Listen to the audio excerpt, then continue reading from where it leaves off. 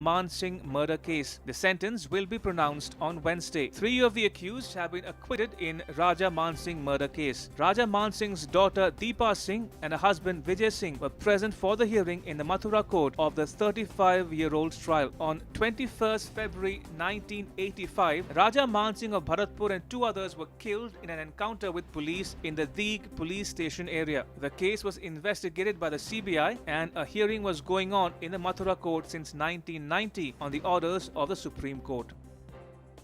Film critic Rajiv Masand was questioned at Bandra police station in Mumbai in the case relating to the death of actor Sushant Singh Rajput. Rajiv Masand is accused of deliberately writing negative reviews against Sushant as part of a larger conspiracy. Earlier, the Mumbai police had also interrogated Sanjay Leela Bhansali, Aditya Chopra, Shekhar Kapoor and Riya Chakrabarti. On 14th June, Sushant's body was found at his Bandra residence. No note or letter of any kind was found. After Sushant's death, the issue of nepotism has been hot in Bollywood. Now, the first 5 Rafale fighter jets from France will soon arrive in India. They'll be inducted into a squadron at Ambala at the end of July. Nandita Dagar reports.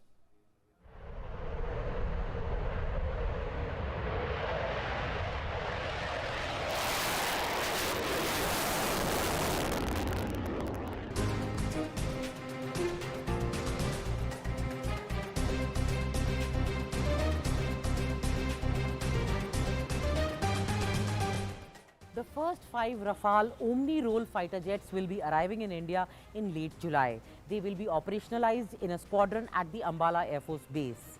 The Rafale aircraft can prove to be a game changer because it is armed with Meteor air-to-air missiles and Scalp cruise missiles. The Defence Minister Rajnath Singh had accepted formally the first Rafale last year in October at Mérignac in France.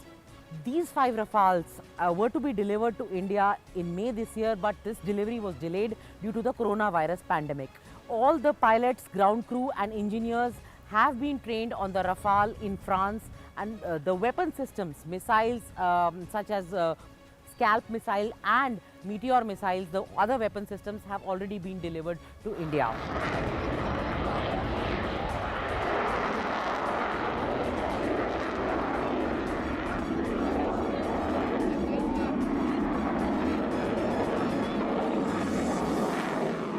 The delivery of the entire batch of 36 Rafales will be completed by April 2022. The Rafale engine has a capability of cold start, which means that it can take off from places like Ladakh, which are high altitude places. And therefore, this fighter can give a significant edge to India over others. With camera person Sumit Naudial in New Delhi, this is Nandita Dagar for DD News.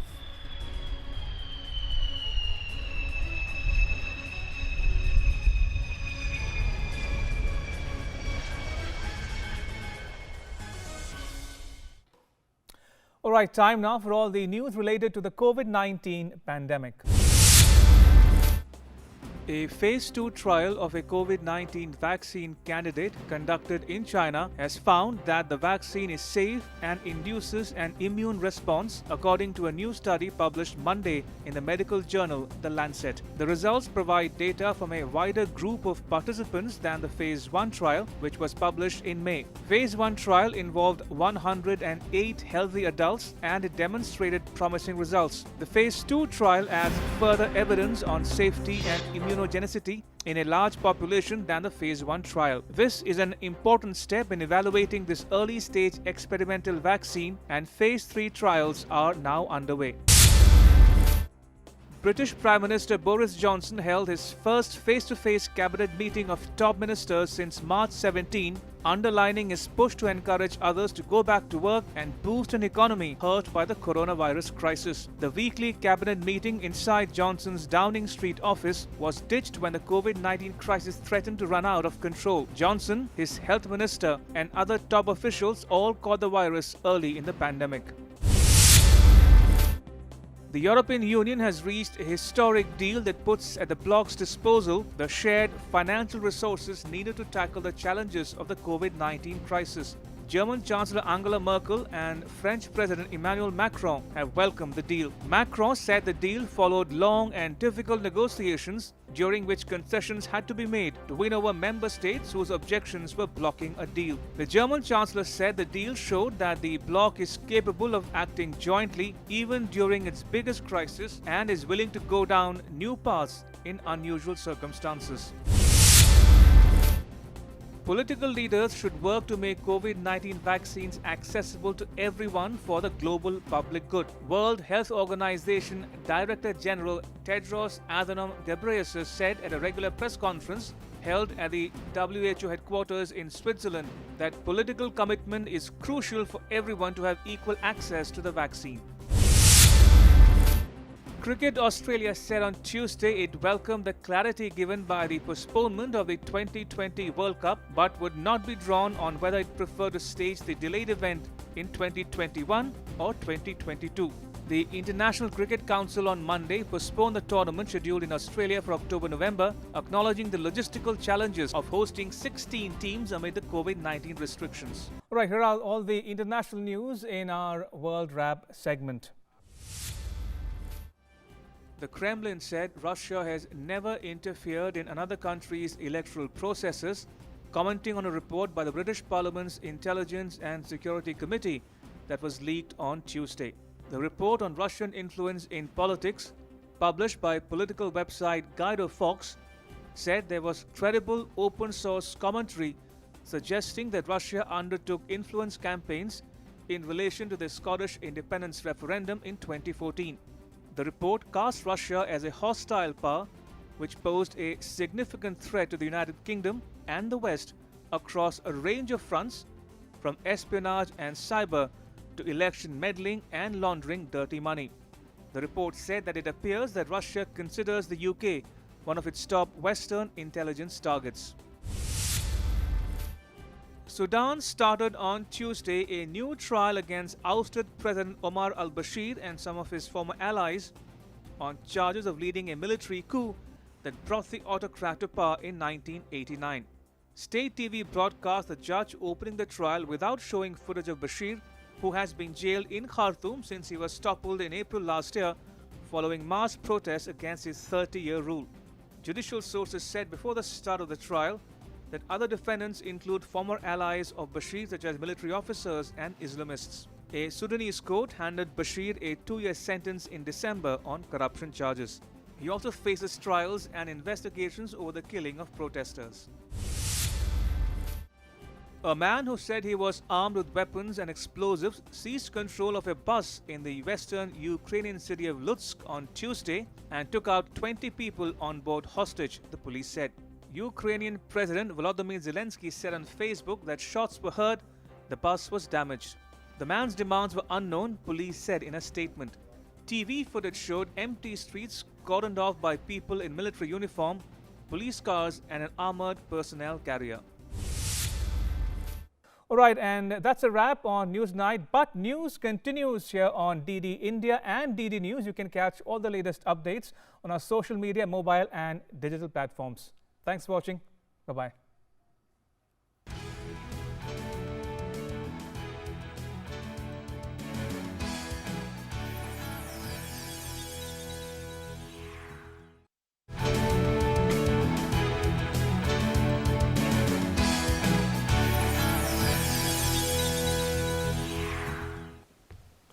नमस्कार, news night में आप सभी का स्वागत है। मैं हूं आपके साथ आरेंद्र। पूरी दुनिया इन दिनों कोरोना के खिलाफ जंग लड़ रही है और भारत भी इस जंग से अछूता नहीं है, लेकिन भारत इस लड़ाई में कई मायनों में अधिकांश देशों से बेहतर स्थिति में खुद को पाता है। भारत में अगर कोरोना के संक्रमण की बात की जाए तो वो दर काफ़ी कम है, तो वहीं मृत्यु दर भी विश्व में सबसे कम है। और कैसी है कोरोना के खिलाफ भारत की मौजूदा लड़ाई और दिल्ली में हुए सेरोलॉजी सर्वे के आखिर क्या है मायने, इस विषय पर करेंगे आज हम विस्तार से चर्चा। साथ ही होंगी देश विदेश की हर जरूरी और महत्वपूर्ण खबर। शुरुआत इस वक्त की हेडलाइंस के साथ।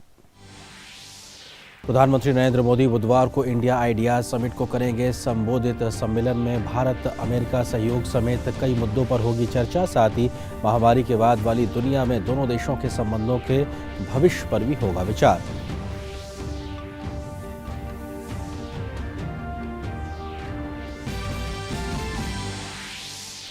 स्वास्थ्य मंत्रालय ने कहा, सीरोलॉजी सर्वे के मुताबिक दिल्ली में करीब 23% से अधिक जनसंख्या में बनी एंटीबॉडीज, 77% आबादी को सावधान रहने की जरूरत। स्वास्थ्य मंत्रालय ने कहा, 30 राज्यों और केंद्र शासित प्रदेशों में संक्रमण दर राष्ट्रीय औसत से कम। देश में अब तक 7,24,000 से ज्यादा मरीजों ने दी कोविड-19 को मात। 10 लाख की आबादी पर प्रतिदिन 140 से अधिक टेस्ट। देश में मृत्यु दर घटकर अब 2.43%। भाजपा ने राहुल गांधी पर साधा निशाना। केंद्रीय मंत्री प्रकाश जावड़ेकर ने कोरोना के खिलाफ जंग में गिनाई सरकार की उपलब्धियां। राहुल गांधी पर वीर कोरोना योद्धाओं और देश की जनता का अपमान करने का लगाया आरोप।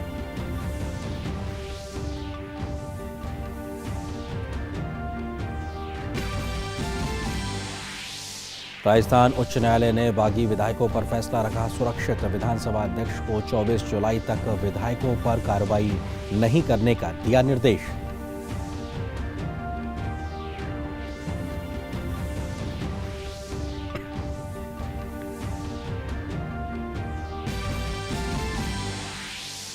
देश के कई हिस्सों में बारिश का कहर जारी। बिहार के 7 जिलों में भारी बारिश और वज्रपात की चेतावनी। दिल्ली में भारी बारिश से निचले इलाकों में जल जमाव से यातायात हुआ प्रभावित।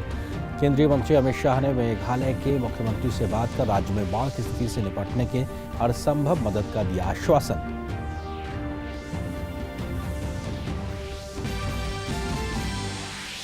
मध्य प्रदेश के राज्यपाल लालजी टंडन का राजकीय सम्मान के साथ हुआ अंतिम संस्कार। अंत्येष्टि में रक्षा मंत्री राजनाथ सिंह, मुख्यमंत्री योगी आदित्यनाथ सहित कई वरिष्ठ नेता हुए शामिल। राष्ट्रपति, प्रधानमंत्री और अन्य वरिष्ठ नेताओं ने जताया शोक।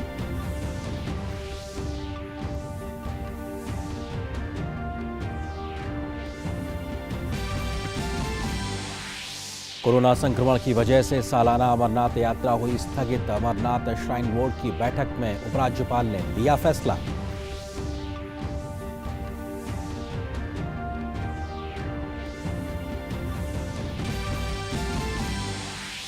दुनिया भर के देशों की कोरोना के खिलाफ जंग जारी। विश्व में 1,47,00,000 से ज्यादा लोग हुए कोरोना से संक्रमित। 6,09,000 से ज्यादा लोगों की हो चुकी है कोरोना से अब तक मौत। अमेरिका के लॉस एंजलिस में कोरोना टेस्ट कराने के लिए उमड़ी भीड़।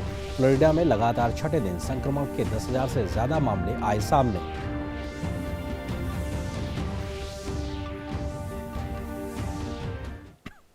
तो आप देख रहे थे इस वक्त की सुर्खियां। खबरों पर डालते हैं विस्तार से नजर। प्रधानमंत्री नरेंद्र मोदी बुधवार को इंडिया आइडियाज समिट में मुख्य भाषण देंगे। यह शिखर सम्मेलन अमेरिका भारत व्यापार परिषद द्वारा आयोजित किया जा रहा है। इस साल परिषद के गठन की 45वीं वर्षगांठ मनाई जा रही है। इस साल इस सम्मेलन की थीम है एक बेहतर भविष्य का निर्माण। इस बैठक में भारत और अमेरिकी सरकार के नीति निर्माता, शीर्ष अधिकारी, व्यापार और समाज के कई विचारक भी शामिल होंगे। सम्मेलन को विदेश मंत्री एस जयशंकर, अमेरिकी विदेश मंत्री माइक पोम्पियो, संयुक्त राष्ट्र में अमेरिका की पूर्व राजदूत निकी हेली भी संबोधित करेंगी। प्रधानमंत्री नरेंद्र मोदी बुधवार को इंडिया आइडियाज समिट में मुख्य वक्ता के तौर पर अपनी बात रखेंगे। इस शिखर सम्मेलन की मेजबानी अमेरिका भारत बिजनेस काउंसिल द्वारा की जा रही है। इस वर्ष परिषद के गठन की 45वीं वर्षगांठ मनाई जा रही है। ये वर्चुअल सम्मेलन कोरोना संकट के समय हो रहा है, लिहाजा इस वर्ष की थीम भी मौके को ध्यान में रखते हुए बेहतर भविष्य का निर्माण रखी गई है। इस शिखर सम्मेलन के दौरान भारत अमेरिका सहयोग और महामारी काल के बाद की दुनिया में दोनों देशों के बीच पारस्परिक संबंधों का भविष्य सहित विभिन्न विषयों पर गंभीर चर्चाएं होंगी। सम्मेलन में ग्लोबल सप्लाई चेन, स्वास्थ्य के क्षेत्र में भारत अमेरिका की साझेदारी और बढ़ाने सहित कई अहम मसलों पर चर्चा होगी। खासतौर से इस बात पर सबकी नजर रहेगी कि प्रधानमंत्री मोदी क्या कुछ कहते हैं, जिन्होंने सिर्फ भारत ही नहीं बल्कि महामारी को लेकर पूरी दुनिया में प्रभावी नेतृत्व दिया है। इस वर्चुअल समिट यानी आभासी शिखर सम्मेलन में भारतीय और अमेरिकी सरकार के नीति निर्माताओं, वरिष्ठ अधिकारियों, कारोबार जगत और समाज के प्रमुख विचारकों की उच्च स्तरीय उपस्थिति होगी। शिखर सम्मेलन के अन्य प्रमुख वक्ताओं में विदेश मंत्री डॉक्टर एस जयशंकर, अमेरिकी विदेश मंत्री माइक पोम्पियो, वर्जीनिया के सेनेटर और सीनेट इंडिया कॉकस के सह अध्यक्ष मार्क वार्नर, संयुक्त राष्ट्र में पूर्व अमेरिकी राजदूत निकी हेली जैसी शख्सियतें शामिल रहेंगी। इसके अलावा दोनों देशों के कारोबारी जगत के दिग्गज भी इस सम्मेलन में हिस्सा लेंगे। सुधाकर दास की रिपोर्ट, टीटी न्यूज, दिल्ली। वहीं केंद्रीय मंत्री पीयूष गोयल ने कहा है कि भारत और अमेरिका को व्यापार को और बढ़ाने पर जोर दिया जाना चाहिए। Need to work towards a much more sustainable, a much more robust, a much more enduring partnership in the form of a free trade agreement to which India is willing to work with an open mind, with a willingness to open our hearts and our markets with a corresponding opportunity for Indian businesses in the US, we believe we should also look at an early harvest in the form of a preferential trade agreement so that we can, rather than waiting for the gains of a free trade agreement, which may take several years to conclude, we could look at an early harvest of maybe 50, maybe 100 products and services where we can engage with mutual trust and an open spirit. और आज की दूसरी महत्वपूर्ण खबर की ओर रुख करते हैं। कोरोना के खिलाफ जंग में सरकार के प्रयास अब रंग लाते नजर आ रहे हैं। दिल्ली में हुए सीरोलॉजिकल सर्वे से साबित हुआ है कि दिल्ली की सिर्फ 23% आबादी ही अभी तक कोरोना से संक्रमित हुई है। क्या है ये सर्वे और क्या है इसके परिणाम, देखिए इस खास रिपोर्ट में। कोरोना संक्रमण को रोकने के लिए सरकार लगातार प्रयासरत है और हर वो वैज्ञानिक तरीका अपना रही है जिससे समस्या को समझने और उसको दूर करने में मदद मिलती है। बीते दिनों दिल्ली में कोरोना के मामले के सामने आने की रफ्तार में काफी तेजी देखी गई, जिसके बाद केंद्र सरकार के सहयोग से दिल्ली सरकार ने कई अहम कदम उठाए। इसी कड़ी में दिल्ली में बीते दिनों सीरोलॉजी टेस्ट कराया गया, जिसके तहत पता चला है कि दिल्ली की करीब 1/4 आबादी ही कोरोना से संक्रमित हुई है। सीरोलॉजी टेस्ट के मुताबिक दिल्ली में 23.48% लोगों में कोरोना से जंग करने वाली एंटीबॉडी बन चुकी है और इन लोगों में बड़ी संख्या में वो लोग भी हैं जो एसिम्प्टोमेटिक हैं, यानी जो लोग कोरोना से संक्रमित हुए उनमें कोई लक्षण नहीं आए और वो ठीक भी हो गए। 11 में से 8 डिस्ट्रिक्ट दिल्ली में जिनका सीरो प्रेवलेंस बाई 20% से ज्यादा आया है। इसमें सबसे ज्यादा जो अगर हम बात करें तो हमारी डिस्ट्रिक्ट आती है, सेंट्रल डिस्ट्रिक्ट है, उसके बाद हमारी नॉर्थ ईस्ट डिस्ट्रिक्ट है, नॉर्थ डिस्ट्रिक्ट है और शाहदरा डिस्ट्रिक्ट है। ये हमारे डिस्ट्रिक्ट्स जो है काफ़ी 27% के आसपास इनमें प्रेवलेंस मिला है। मतलब ये हमको इंगित करते हैं कि यहाँ पर वायरस का एक्सपोजर यहाँ की पॉपुलेशन को 27% पॉपुलेशन को ऑलरेडी तकरीबन हो चुका है।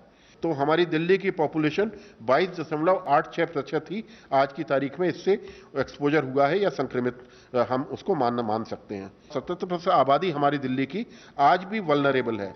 दिल्ली जैसी घनी आबादी वाले इलाके में महज 23% लोगों का संक्रमित पाया जाना ये बताता है कि सरकार ने लॉकडाउन से लेकर जो अन्य बड़े फैसले किए उनका भी असर है कि सिर्फ 23% लोग अभी तक इस समस्या की चपेट में आए हैं। हालांकि अभी भी लोगों को इस समस्या से बचे रहने के लिए हर एहतियात बरतने की जरूरत है। हमारे लॉकडाउन वाले मेजर्स और जो कंटेनमेंट मेजर्स एक एग्रेसिव रूप से लिए गए, जिससे कि शुरुआत से ही हम लोग इसको इन्फेक्शन को एक उग्र रूप लेने से रोक पाए, वो एक हमको इसकी सफलता की ओर भी ध्यान दिलाती है। दिल्ली में सीरो सर्वे 27 जून से 10 जुलाई के बीच सभी 11 जिलों में किया गया। इनके तहत लोगों का ब्लड सैंपल लिया गया और फिर उनके सीरा को IgG एंटीबॉडी और संक्रमण के लिए परीक्षण किया गया, जिसमें ICMR द्वारा अनुमोदित कोविड कवच एलिसा का उपयोग किया गया। इस सर्वे के लिए 21,000 से ज्यादा सैंपल टेस्ट किए गए। सर्वे की शुरुआत कंटेनमेंट जोन से हुई। दिल्ली में हुए सीरोलॉजी टेस्ट में उन लोगों को ही शामिल किया गया जिनमें कोई लक्षण नहीं थे, जिन्हें पहले कोरोना नहीं हुआ था। इनमें अलग अलग उम्र व इलाके के लोगों को शामिल किया गया। इस सर्वे में national centre for disease control यानी NCDC ने भी अहम भूमिका निभाई। गौरतलब है कि सीरो सर्वे कोरोना वायरस के इन्फेक्शन के ट्रेंड का पता लगाने में मदद करता है। सीरो सर्वे यह समझने में भी मदद करता है कि देश की आबादी का कितना हिस्सा कोविड-19 के संक्रमण के दायरे में आ गया है। सर्वे के नतीजे के हिसाब से ही रोग के संक्रमण को रोकने और उसके नियंत्रण के लिए रणनीति बनाने में मदद मिलती है। महामारी के लगभग 6 महीने में दिल्ली में केवल 23.48% लोग ही कोविड बीमारी से प्रभावित हुए हैं, जो बताता है कि संक्रमण रोकने के कदम काफी हद तक प्रभावी रहे हैं। दिल्ली समेत पूरे देश में संक्रमण रोकने के लिए लॉकडाउन लागू करना, रोकथाम के लिए प्रभावी उपाय करना, संक्रमित लोगों के संपर्क में आने वाले लोगों का पता लगाना, उनका टेस्ट करना, निगरानी करने जैसे कदमों से इस फैलाव को रोकने में काफी मदद मिली है। संक्रमण को रोकने में जनता के व्यवहार में आए बदलाव को भी काफी मददगार माना जा रहा है। नितेंद्र सिंह के साथ news night desk, DD news. तो दिल्ली का ये सीरोलॉजिकल सर्वे क्या कुछ कहता है और भारत में इस वक्त कोरोना को लेकर किस प्रकार से एक बड़ी तस्वीर देखने को मिल रही है इस पूरी जंग में, उसकी हम कुछ आपको बानगी दिखाने की कोशिश करते हैं कि यहाँ पर अगर हम तस्वीरों के माध्यम से समझने की कोशिश करें कि आखिर दुनिया में इस वक्त क्या स्थिति है और भारत आज यहाँ पर कहाँ खड़ा हुआ। विश्व में प्रति मिलियन आबादी की अगर मामलों के संक्रमित मामलों की बात की जाए, यानी कि हर 10 लाख पर कितने लोग संक्रमित हैं, तो आप ये देख सकते हैं कि विश्व का जो औसत है वो 1841 है, जबकि हिंदुस्तान के औसत की बात की जाए तो 8 837 है। तो एक तरीके से विश्व का जो औसत है उससे काफ़ी कम है। और बाकी अगर देशों की बात की जाए, चाहे मैक्सिको हो, ईरान हो, यूके हो, रशिया, साउथ अफ्रीका, ब्राज़ील और अमेरिका जैसे देश हो, इनका जो बार है वो काफ़ी ऊपर है। और अमेरिका में ये 11,134 तक है। तो अपने आप में ये बड़ी संख्या बताती है कि भारत में स्थिति अन्य देशों के मुकाबले बेहतर है, यानी कि प्रति 10 लाख की आबादी पर कम लोग संक्रमित हो रहे हैं। दूसरी महत्वपूर्ण तस्वीर है कि आखिर विश्व भर में प्रति मिलियन लोगों पर किस तरीके की मौत का आंकड़ा देखने को मिल रहा है। तो सबसे पहले आप देखिए कि वहां पर विश्व का जो औसत है वो 77 लोगों का है, यानी कि प्रति 10 लाख की आबादी पर विश्व भर में 77 लोगों की मृत्यु हो रही है। जबकि भारत की अगर बात की जाए तो ये महज 20.4 है। हालांकि एक भी मृत्यु अपने आप में दुखद है, लेकिन ये जो औसत है वो बताता है कि विश्व के औसत से ये बहुत कम है। और बाकी अगर देशों की अगर आप बात करें और अगर अमेरिका की बात की जाए तो ये 667 तक, यानी लगभग 700 तक के आंकड़े को छूता नजर आ रहा है। जबकि भारत में ये काफी कम नजर आ रहा है। भारत में जो टेस्टिंग को लेकर लगातार बात होती है, उसके लिहाज से अगर बात की जाए तो प्रति 10 लाख मिलियन पर किस प्रकार से टेस्टिंग हो रही है।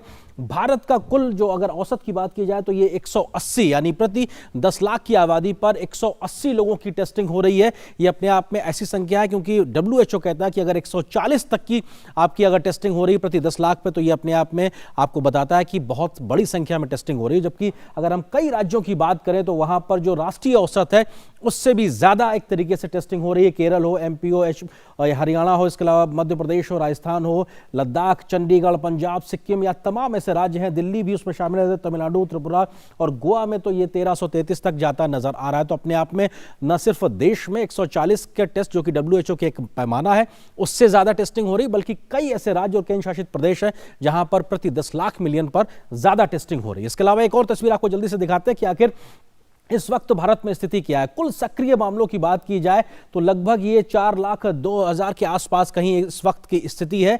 और जबकि अगर हम ठीक हो चुके लोगों की बात करें, अभी तक देश भर में जो लोग संक्रमित हुए, जो ठीक हो चुके का आंकड़ा है 7,24,000, यानी कि बहुत बड़ी संख्या में लोग ठीक हुए हैं। ये सबसे राहत देता है एक तरीके से आंकड़ा है। लेकिन जो फोकस इस वक्त सरकार का है इस पूरी लड़ाई में वो यही है कि जो सक्रिय मामले हैं लगभग 4 लाख के, उनको किस प्रकार से हर एक सहूलियत उपलब्ध कराई जाए। तो कम से कम ये एक बड़ी तस्वीरें हैं कि सक्रिय मामला 4 लाख के आसपास, जबकि जो ठीक होने वालों की दर जो आंकड़ा है वो 7 लाख से ऊपर है। और एक महत्वपूर्ण आंकड़ा हम आपको और दिखाते हैं कि जो प्रभावी कदम उठाए गए हैं कोरोना के खिलाफ इस जंग में लड़ाई के लिए, उन कदमों का क्या कुछ फायदा हुआ है। ये तस्वीर हम आपको जनवरी की दिखा रहे हैं, जब यहाँ पे शुरुआती समय में जब कोरोना की स्थिति देखने को मिली तो उस वक्त हिंदुस्तान में मृत्यु का दर का जो आंकड़ा था वो 3.36% था, जो कि लगातार प्रयासों से आपको घटता हुआ नजर आ रहा है। और अब ये 21 जुलाई को 2.43% तक आ गया है। तो ये बताता है कि लगातार नंबर भले ही बढ़े हों, लेकिन जो सरकार के प्रयास थे उससे ग्राफ नीचे की ओर गिरा है और वर्तमान में ये 2.5% से भी कम आ गया है। यानी कि प्रति जो मृत्यु का आंकड़ा है हिंदुस्तान में वो काफी कम हुआ है। और अपने आप में सरकार के प्रयास कई तरीके से जमीन पर प्रभावी तरीके से दिखाई पड़ रहे हैं। और 22 राज्यों में राष्ट्रीय औसत से भी कम मृत्यु दर है। अगर हिंदुस्तान की बात की जाए तो उस आंकड़े का जो 2.43 है उससे कम कई ऐसे राज्य हैं। और अगर गोवा तक जाएंगे तो ये 0.60% तक जाता है। और कई ऐसे राज्य हैं जो राष्ट्रीय औसत से भी कम है। तो ये बताता है कि न सिर्फ राष्ट्रीय स्तर पर बल्कि कई राज्यों में बेहतर तरीके से काम हो रहा है। और ये सारा ग्राफ जो कहा जाए, जो बार चार्ट है, वो दिखाता है किस तरीके से जो मृत्यु दर का आंकड़ा है उसको रोकने में, उसको कम करने में लगातार सरकार जो प्रयास कर रही है उसके असर भी देखने को मिल रहा है। कुछ और तस्वीरों के माध्यम से आज जल्दी से आपको समझाने की कोशिश करते हैं कि आखिर किस प्रकार से, क्योंकि आज हम सीरोलॉजी सर्वे की बात कर रहे हैं तो उसमें जो एंटीबॉडीज बनती हैं लोगों के शरीर में उसका जिक्र कर रहे हैं। वो होता क्या होती है एंटीबॉडीज? एक प्रकार का प्रोटीन होता है एंटीबॉडी, जो कि हमारे खून में कहीं ना कहीं पाई जाती है और जिसकी टेस्टिंग की बात की जा रही है। दिल्ली में जो सीरोलॉजी सर्वे हुआ है, एंटीबॉडी वायरस और रोगाणुओं से लड़ती है। एक तरीके से जो वायरस होता है और जो जर्म्स होते हैं उनसे लड़ने का काम करती है एंटीबॉडी। हमारे शरीर की रोग प्रतिरोधक क्षमता के माध्यम से ये आगे बढ़ती नजर आती है। किसी संक्रमण के खिलाफ वह शरीर में एंटीबॉडीज पैदा होती, जो हम इम्यून सिस्टम की बात करते हैं, जो रोग प्रतिरोधक क्षमता की बात करते हैं, वो कहीं ना कहीं एंटीबॉडीज हमारे शरीर में डेवलप करती हैं। और वही अपने आप में इस बात को बताती हैं कि आखिर किस तरीके से हमारा शरीर अपनी बीमारियों के प्रति एक तरीके से लड़ रहा है। किसी विशेष संक्रमण के लिए शरीर में बनती हैं विशेष एंटीबॉडीज, यानी हर प्रकार का जो एक अलग यूनिक संक्रमण होता है उसको लेकर अलग प्रकार की एंटीबॉडीज डेवलप करता है शरीर। और वो एक प्रकार से उस वायरस से, उस जर्म से लड़ने के लिए हमारे शरीर को तैयार करता है। इसके साथ ही एंटीबॉडीज बनने से पता चलता है कि किस बीमारी के रोगाणु थे हमारे शरीर में। अगर आप एंटीबॉडीज का टेस्टिंग करते हैं तो ये पता लगता है, क्योंकि आपके एंटीबॉडीज डेवलप हो चुके हैं, यानी इससे पहले आपके शरीर में किस प्रकार का संक्रमण रहा था। ये कहीं ना कहीं वैज्ञानिक आधार होता है किसी चीज को पता लगाने को लेकर। खून में पाई जाने वाली सामान्य एंटीबॉडीज है IgG एंटीबॉडीज, जिसका जिक्र लगातार इस सीरोलॉजी सर्वे में किया गया है वो अपने आप में बेहद महत्वपूर्ण है। साथ ही साथ किसी संक्रमण के 2 सप्ताह के बाद बनती है आईजीजी एंटीबॉडीज, जिसका टेस्ट इस वक्त दिल्ली में किया गया है। तो वो संक्रमण होने के 2 सप्ताह के बाद में आपके शरीर में पैदा होती है और एक तरीके से कहा जाए तो खून में आईजीजी एंटीबॉडीज की मौजूदगी बनाती है कि कोरोना से संक्रमित हुआ था व्यक्ति, यानी अगर आपके शरीर में आईजीजी एंटीबॉडीज पाई गई है तो इसका यह मतलब है कि आपका शरीर संक्रमित हुआ था कोरोना से। इसका सीधे तौर पे यही मायना होता है। आईजीजी एंटीबॉडीज कोरोना ठीक होने के बाद भी शरीर में रहती है, ये मौजूद रहती है जब आप कोरोना से ठीक भी हो जाते हैं। और क्या होता है आईजीजी एंटीबॉडी टेस्ट को लेकर, लोगों में आईजीजी एंटीबॉडी टेस्ट पता लगाने के लिए होता है टेस्ट कि आखिर आपके शरीर में क्या ये एंटीबॉडीज रही हैं, इसका मतलब क्या आप संक्रमित रहे हैं। ये कोरोना के सामान्य टेस्ट से थोड़ा सा अलग होता है क्योंकि उसमें स्वैब लेते हैं और इसका ये टेस्ट यहां से अलग होता है। साथ ही साथ इसकी मौजूदगी इम्यून सिस्टम के ठीक होने का प्रमाण है, यानी आपके अगर अंदर इस प्रकार की इम्यूनिटी सिस्टम मजबूत है तो इस प्रकार की एंटीबॉडीज होना उसका एक तरीके से प्रमाण है, उसका एक तरीके से प्रमाण के तरीके से हर एक व्यक्ति में अलग अलग मात्रा में हो सकती है ये आईजीजी एंटीबॉडीज। तो ये अपने आप में बताता है किस प्रकार की अलग अलग मात्रा लेकर आपके यहाँ कमजोर इम्यून सिस्टम है तो उसकी मात्रा कम होगी, और अगर आपका इम्यून सिस्टम बेहतर है तो अगली स्लाइड में हम आपको बताएंगे कि एक तरीके से वो इस बात का प्रमाण होता है कि आपका जो इम्यून सिस्टम है उसमें अगर एंटीबॉडीज जो है ज्यादा है तो वो आपका एक तरीके से बताता है कि आखिर आपका शरीर बेहतर स्थिति में है। आईजीजी एंटीबॉडीज का शरीर में होना हमेशा के लिए कोरोना से छुटकारा नहीं है, यानी कि आप एक बार अगर छुटकारा पा चुके हैं, एंटीबॉडीज आपके यहाँ डेवलप हो चुकी हैं तो आपके वो शरीर में तो रहेंगी, लेकिन इसका मायने ये बिल्कुल भी नहीं है कि ये हमेशा के लिए एक तरीके से आपका शरीर का छुटकारा हो गया कोरोना से। कोरोना कभी दोबारा भी कहीं दस्तक दे सकता है, इस बात को भी ध्यान रखने की जरूरत है। तो इसी पे हम करेंगे चर्चा और इसी से जुड़ा हुआ है हमारा आज का विशेष भी, और आज का विशेष हमारा यही है क्योंकि दिल्ली में जो सीरोलॉजिकल सर्वे हुआ है उसके आखिर क्या कुछ मायने हैं, उस विशेष को हम आपको तक दिखाते हैं एक तरीके से कि आखिर इस विशेष के मायने क्या है कि दिल्ली में हुआ सीरोलॉजी सर्वे क्या है, नतीजे जो नतीजे निकल के आए हैं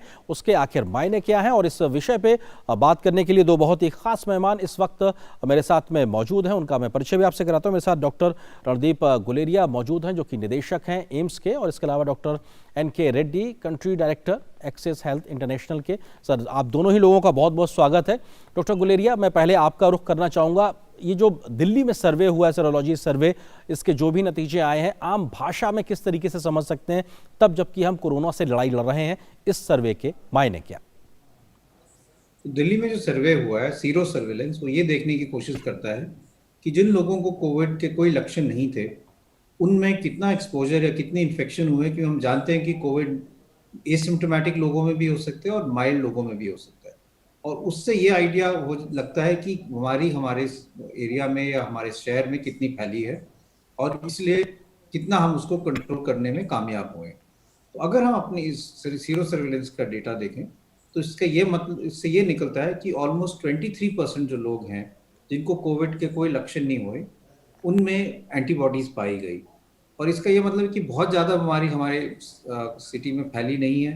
77% ऐसे लोग हैं जिनमें कोविड इन्फेक्शन नहीं है, और ये एक उस बात का संकेत देता है कि जो हमने कंटेनमेंट स्ट्रैटेजीज की, जो लॉकडाउन इम्पोज किया, उससे लोगों को प्रोटेक्शन मिला और कई एरियाज में लोगों को जो है इन्फेक्शन नहीं हुआ। लेकिन इससे एक वार्निंग भी है कि इसका ये मतलब है कि 77% जो लोग हैं वो अभी भी ससेप्टेबल है, उनको इन्फेक्शन हो सकता है क्योंकि उनके शरीर में प्रोटेक्शन की कोई एंटीबॉडीज नहीं है। और इसलिए जो हम स्ट्रैटेजी अभी अपना रहे हैं, सोशल डिस्टेंसिंग की, मास्क लगाने की, कफ एटिकेट्स, हैंड हाइजीन या कंटेनमेंट जोन्स को आइडेंटिफाई करके वहाँ पे बिल्कुल स्ट्रिक्ट निगरानी रखने की और लोगों को वहाँ पे हाउस टू हाउस सर्वे करके टेस्ट करने की, वो अभी भी जारी करना जरूरी है जी, क्योंकि अभी भी काफी हद तक पॉपुलेशन जो है वो ससेप्टेबल है, उनको इन्फेक्शन हो सकता है। और ये जो सारे मेजर्स हैं ये अभी हमें पूरे तरह से करने पड़ेंगे। जी डॉक्टर गुलेरिया, इस बात को कैसे देखा जाए कि लगभग 6 महीने का वक्त गुजरा है कोरोना की दस्तक हुए, देश भर में, दिल्ली में भी दस्तक देखने को मिली, क्या ये 23% आंकड़ा ज्यादा है या कम है? इसको किस तरीके से देख सकते हैं?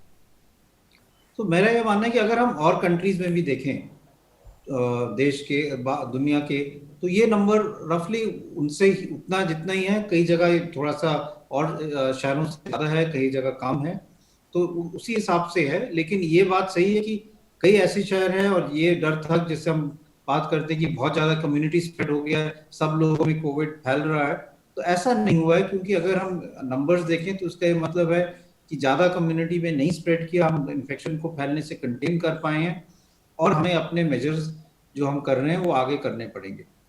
ये और देशों में भी इतना ही देखा गया है कि 15 to 20 या 25% तक वेरी करता है, और 6 महीने जो पिछले गुजरे हैं उसमें स्ट्रिक्ट लॉकडाउन और मेजर्स के कारण ये जो नंबर है एक बहुत ज़्यादा बड़ा नहीं है। जी डॉक्टर रेड्डी, किस तरह से आप देखते हैं कि ये जो सर्वे है इसका 23% तक पहुंचना, यानी 23% लोगों में एंटीबॉडीज का डेवलप होना, ज़्यादातर उसमें एसिम्प्टोमेटिक हैं, आपको लगता है कि इस नंबर को किस तरह से इंटरप्रेट करने की ज़रूरत है और किस तरीके से अब दिल्ली वाले इस पूरी दिशा में आगे बढ़ेंगे कि उनको क्या और ज़्यादा एहतियात करने हैं? डॉक्टर रेड्डी। एक चीज़ है कि ये जो इन्फेक्शन रेट है वो जून 2nd वीक से 4th वीक का रिफ्लेक्शन है, क्योंकि ये 2 हफ्ते का डिले रहता है जो आईजीजी डिटेक्शन में। दूसरा इंफॉर्मेशन इससे मिलता है कि कितना लोग एसिम्टोमेटिक है या माइल्ड सिम्टोमेटिक है। जैसे वो उस टाइम में आप दिल्ली का केसेस देखे तो, पॉजिटिव केसेस देखे तो अराउंड 50 to 60,000 केसेस थे, मगर जब ये 23% कैलकुलेट करते हैं दिल्ली पॉपुलेशन के लिए, एक्स्ट्रापोलेट करें तो ये 40 लाख का पॉपुलेशन होता है। तो इससे मतलब होता है कि बहुत लोग, ऑलमोस्ट 50 से लेकर 100 लोग तक एसिम्टोमेटिक हो या माइल्ड सिम्टोमेटिक हो, कंपैरिजन ए पॉजिटिव केस के हिसाब से। तो वो एक इम्पॉर्टेंट इन्फॉर्मेशन है कि कितना लोग एसिम्टोमेटिक है इन्फेक्शन होने के बावजूद। और दूसरा इन्फॉर्मेशन आता है कि ये जो इन्फेक्शन फेटालिटी रेट बोलते हैं, जो पेपर्स में देते हैं या आप स्टैटिस्टिक्स में देते हैं, वो केस फेटालिटी है। जैसे इन्फेक्शन आके जो इलनेस डेवलप हुआ है उसमें क्या फेटालिटी है, जो 2.6% आज का फेटालिटी रेट है। अगर आप एक्स्ट्रापोलेट करें तो ये 40 लाख इन्फेक्टेड केसेस में कितना डेथ्स है उस पीरियड में, वो इन्फेक्शन फेटालिटी रेट बहुत कम दिखता है, जैसे 0.05% का है जी। तो मगर ये डाटा और डीप से एनालाइज करना है, क्योंकि ये जो सैंपल रिप्रेजेंटेशन है वो जो एनसीडीसी और एनालाइज कर रहे हैं कि वो इन्फेक्शन फेटालिटी कितना है वो मालूम होता है। जी डॉक्टर रेड्डी, आप रहिए हमारे साथ में। डॉक्टर गुलेरिया भी लगातार हमारे साथ में बने हुए। डॉक्टर गुलेरिया, क्योंकि जो सर्वे है इसको लेकर लगातार ये इससे भी जोड़ा जाता है कि क्या देश में कम्युनिटी स्प्रेड की स्थिति आ गई है। इस सर्वे के नतीजे के आधार पर, इस आधार पर कि ये जो नतीजे निकल के आए, इसके आधार पर हम क्या कह सकते हैं कम्युनिटी स्प्रेड को लेकर, किस प्रकार की हम लाइन ड्रॉ कर सकते हैं, क्या हम बात रख सकते हैं जो आम लोगों को समझ में आए कि आखिर स्थिति परिस्थिति इस वक्त दिल्ली में क्या है और दिल्ली के इस नतीजे से बाकी देश में क्या एक हालात की एक पर्सपेक्टिव तस्वीर बनती है।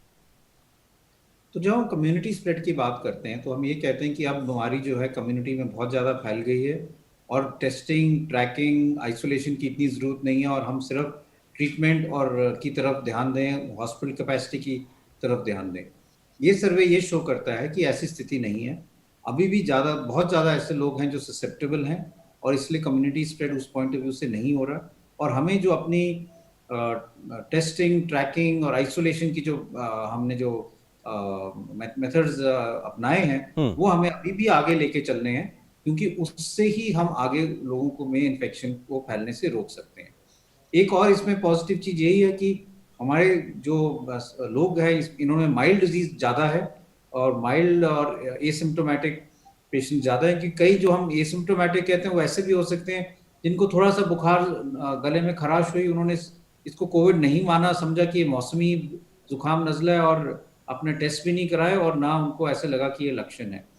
तो इसमें एसिम्प्टोमेटिक या माइल्ड सिम्प्टोमेटिक दोनों आ सकते हैं, लेकिन इसका यही मतलब है कि जो इन्फेक्शन है वो हमारे देश में इतनी ज़्यादा मोर्टेलिटी नहीं कर रही, यूजुअली माइल्ड है, और जो हमारे केसेस सीवियर वाले हैं वो एक्चुअली बहुत कम है। जी डॉक्टर रेड्डी, अगर मैं आपके पास आना चाहूँ, आपको लगता है कि जब ये सर्वे के नतीजे निकल के आए उसमें इस बात को भी लगातार कहा जा रहा है कि जो लॉकडाउन लगाया गया या सरकार के द्वारा तमाम प्रकार के जो प्रतिबंध लगाए गए इस इन्फेक्शन को रोकने के लिए, उसका एक बड़ा सकारात्मक, एक पॉजिटिव इम्पैक्ट देखने को मिला। आपको लगता है कि इस दिशा से भी हमको इस नतीजे को देखने की ज़रूरत है कि सरकार के जो प्रयास हैं उसका फ़ायदा हुआ है? डॉक्टर रेड्डी।